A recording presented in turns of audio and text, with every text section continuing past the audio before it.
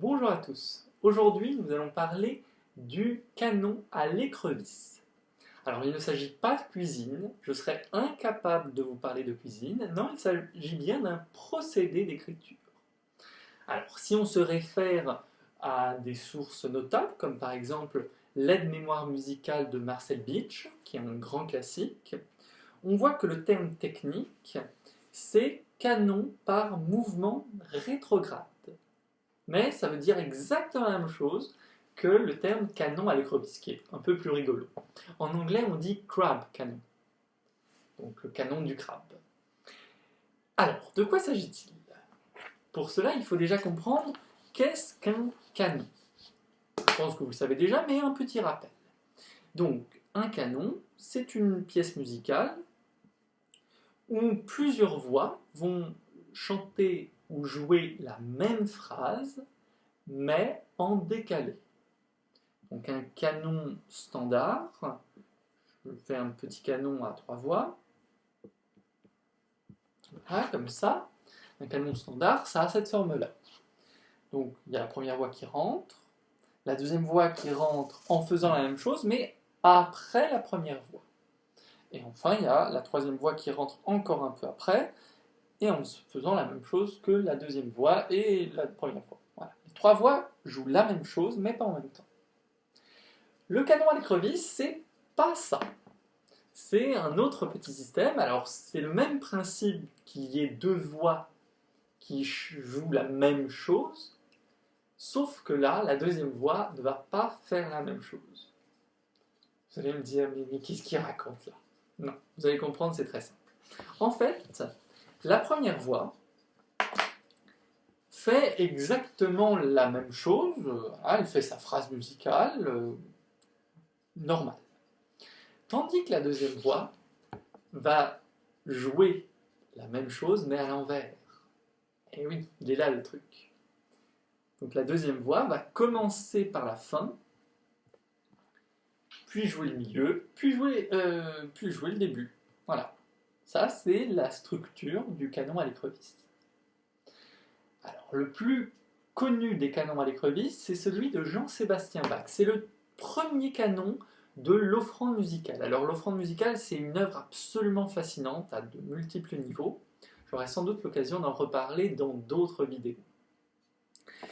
Alors, les partitions modernes, comme ce qu'on peut utiliser dans le commerce actuellement, on a les 2 lignes. C'est-à-dire que l'éditeur moderne, il va bien nous écrire toutes les notes, c'est-à-dire il va nous faire exactement la partition telle que je l'ai marquée sur ce schéma.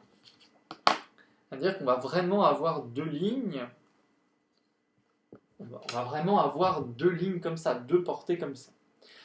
Dans sa publication originale, Bach, lui, il est un peu plus méchant. Alors déjà, lui, il n'écrit pas en clé de sol, ça serait trop rigolo, ça serait trop simple. Non, il écrit en clé de luth 1, tout l'intérêt de savoir lire la clé de luth 1, n'est-ce pas? Et en fait, à la fin de la pièce, il écrit une deuxième clé de luth, mais à l'envers. Voilà, il écrit ça. Ce qui veut dire qu'il demande à l'interprète, au deuxième interprète, de jouer la pièce, mais à l'envers. Ça, c'est très compliqué.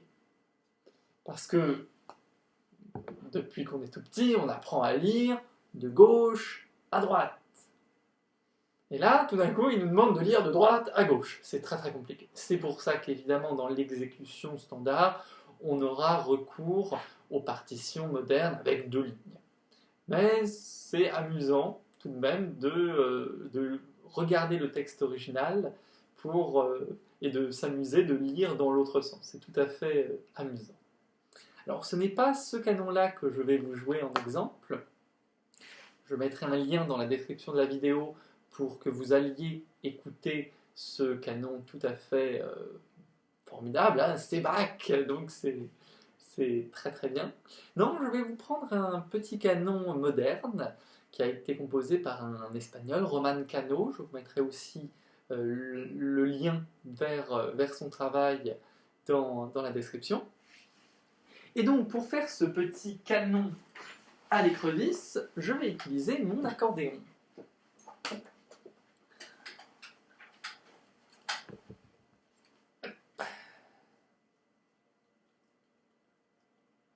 Voilà. Alors, avec ma main droite, je vais jouer le canon tel qu'il est écrit. Ça donne ça.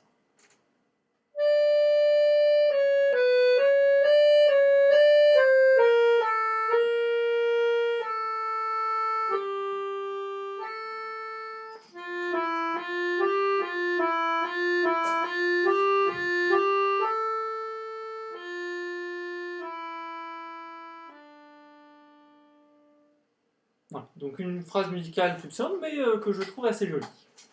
Et maintenant, la même phrase, mais à l'envers, avec ma main gauche, ici.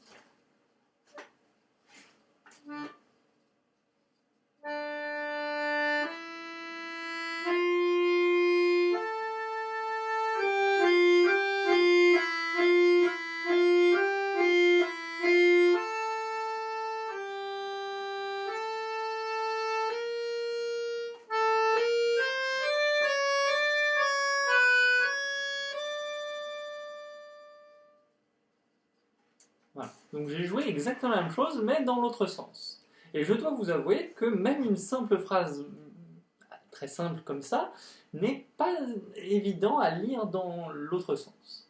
Et donc maintenant, je finis cette vidéo en jouant la même chose, mais avec les deux mains.